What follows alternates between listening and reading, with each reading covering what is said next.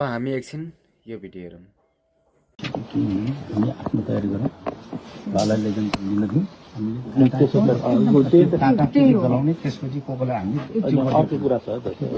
आज चाहिँ बालाई लान दिउँ। कहाँ के गर्न पर्ने हो, कसलाई ठोक्न पर्ने हो, कसलाई हान्न पर्ने हो, कसलाई चाहिँ के गर्न पर्ने हो, हामी बसेर छलफल गरौँला भनेर भनिएको छ।